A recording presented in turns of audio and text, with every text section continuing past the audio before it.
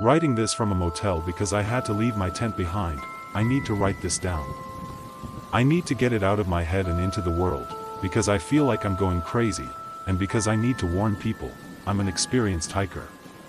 I'm not one of those weekend warriors who sticks to the paved, well-marked trails. I like the deep woods, the places where you can walk for a whole day and not see another soul. I had a long weekend, so I decided to tackle a remote trail in a state forest a few hours from my home. My plan was simple: hike in about 5 or 6 miles, find a good spot, camp for the night, and hike out the next day. Standard stuff. The hike in was beautiful. The air was crisp. The sky was a brilliant, cloudless blue, and the late autumn sun cast long, golden shafts of light through the canopy. The only sounds were the crunch of my boots on the fallen leaves, the chatter of a distant sparrows, and the wind whispering through the trees. This is why I do it. This feeling of absolute peace, of being completely disconnected from the noise of the world. After a few hours of steady hiking, I started looking for a place to make camp. I was looking for the usual, a relatively flat spot, not too close to the trail, preferably with access to a water source. And then, I found it. It wasn't just a good spot. It was a perfect spot.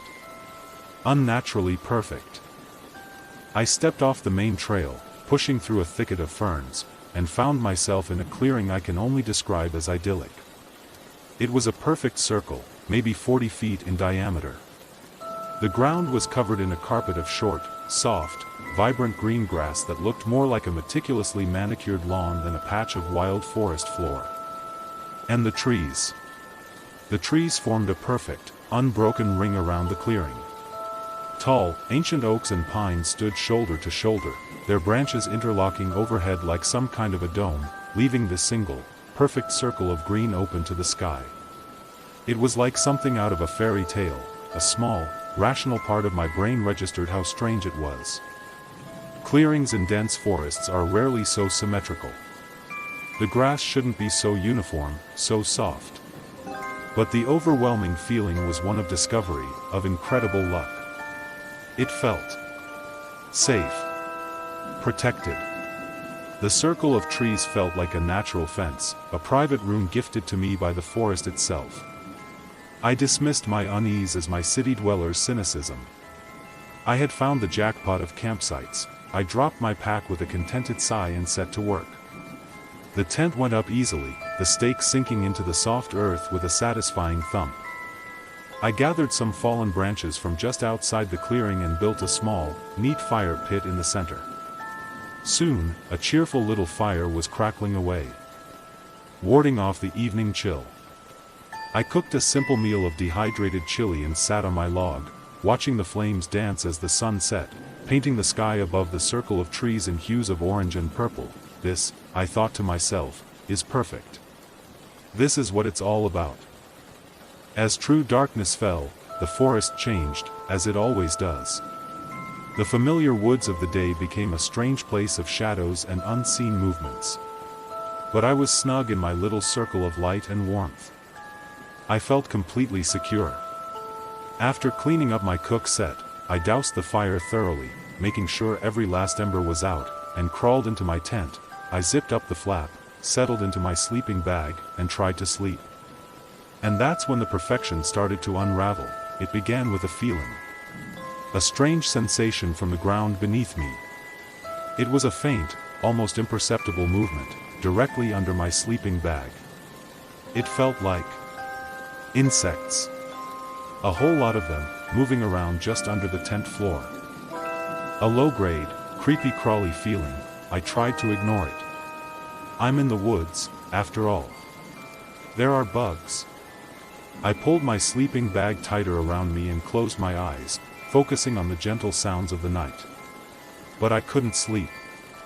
The feeling persisted, a constant, subtle, wriggling sensation against my back. It wasn't painful.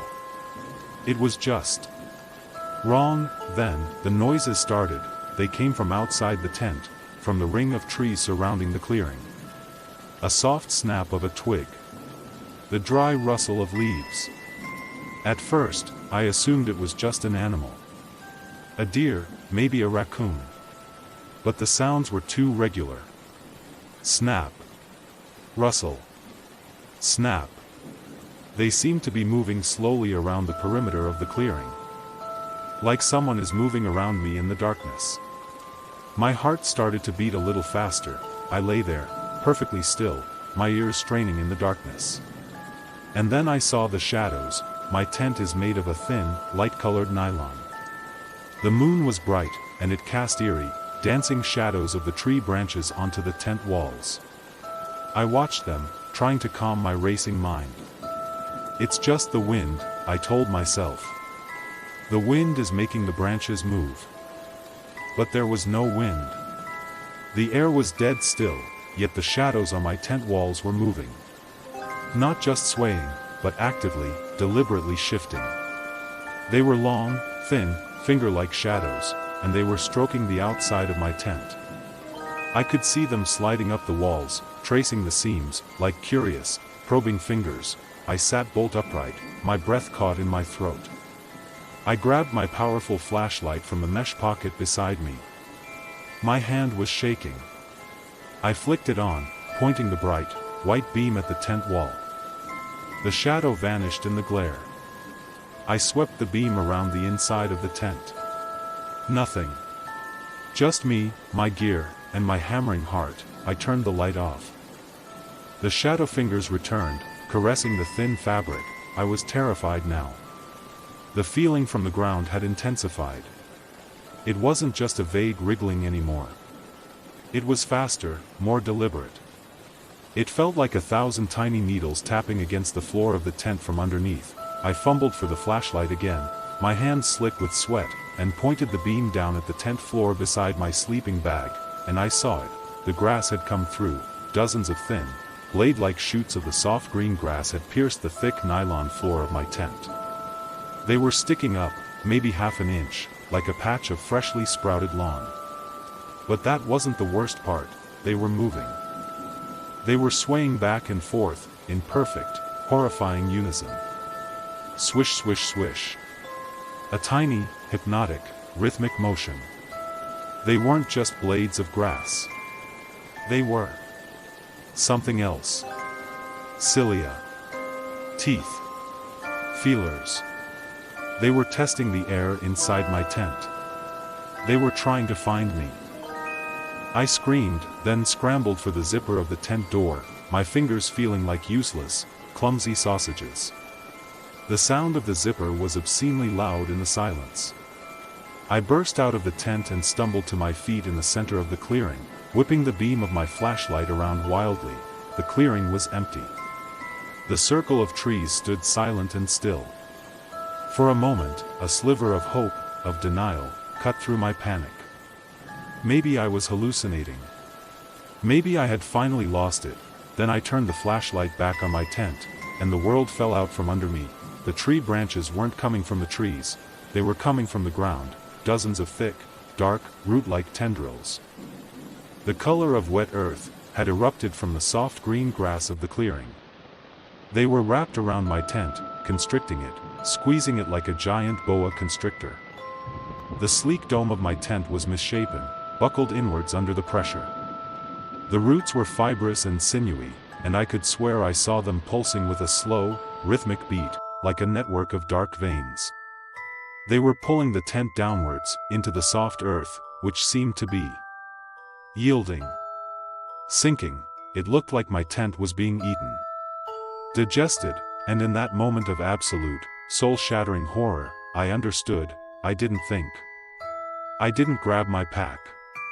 I didn't try to save my expensive gear. My phone. My wallet.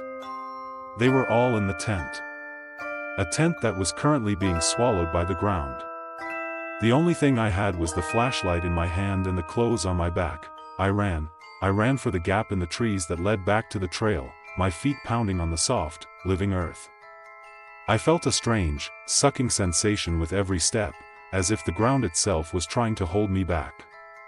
I crashed through the ferns and onto the hard-packed dirt of the trail, and I didn't stop. The run through the forest was a blur of pure, animal panic.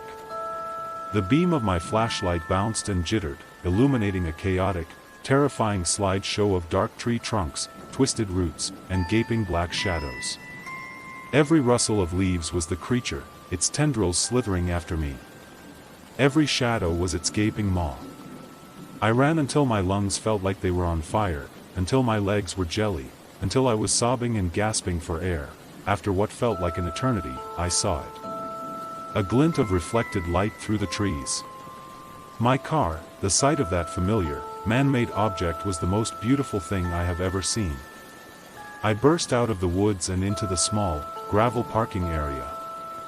Fumbling in my pocket for the spare key I always keep there. My hands were shaking so violently it took me 3 tries to get it into the lock. I threw myself into the driver's seat, slammed the door, and locked it. I sat there for a moment, my chest heaving, listening to the sound of my own ragged breathing. I jammed the key in the ignition and the engine roared to life, a beautiful, beautiful sound of civilization and escape. I didn't look back. I drove all night, the adrenaline coursing through my veins, not stopping until the sun was up and I was hundreds of miles away. I'm safe now, I guess. I'm in a cheap motel room. But I'm not okay. I close my eyes and I see it. The wiggling grass. The pulsing, dark roots. The way my tent buckled and sank into the earth. I think the clearing wasn't a clearing. It was a thing. A living thing. The soft grass wasn't grass, it was a lure, the soft lining of a mouth. The perfect circle of trees wasn't a protective fence, it was the rim of the jaw. And I had willingly, happily, set up my camp on its tongue.